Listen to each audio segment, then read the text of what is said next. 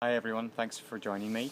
Those of you that follow my Benz blog will know I spent quite a bit of time on my 250C researching the pneumatic system that drives the seat locks.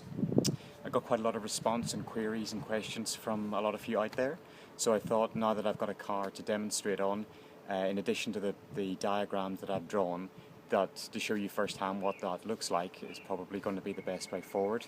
So this car is a 250CE. It's slightly different to my 250C, but the principle is exactly the same. So we'll start in the engine bay, and there we're just looking for the vacuum takeoff. So what we're looking for is these blue lines that you can see running across the firewall of the car. There's one goes to each side.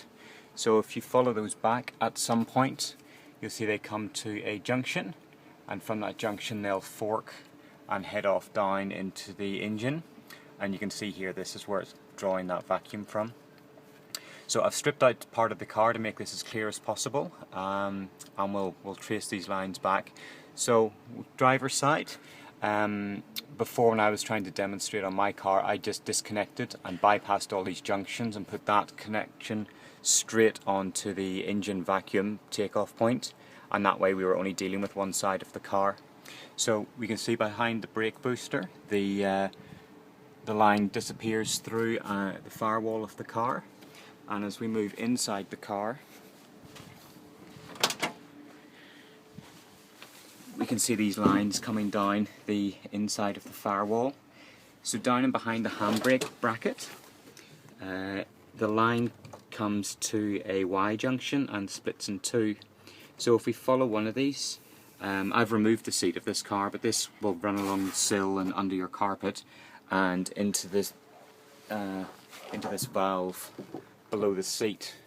So this valve ultimately is what operates the locks on the seat down at the side that you can see here.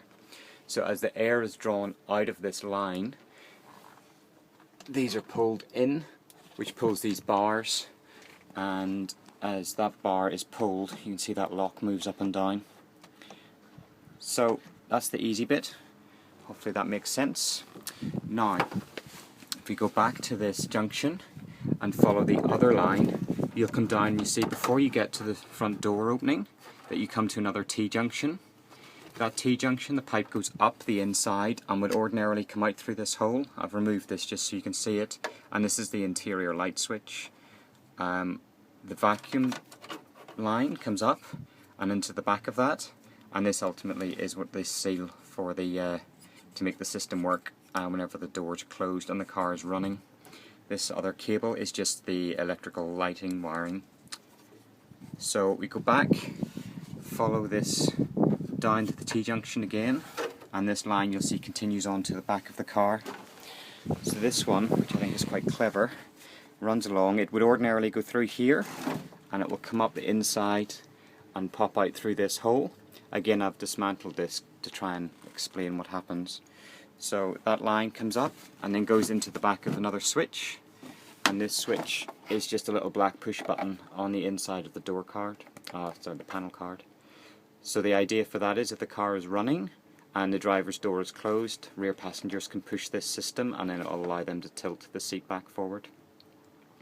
So I hope that will be of help to somebody. So there's not a lot of information out there about it, so I thought this was the best way to demonstrate it. So thanks for joining me.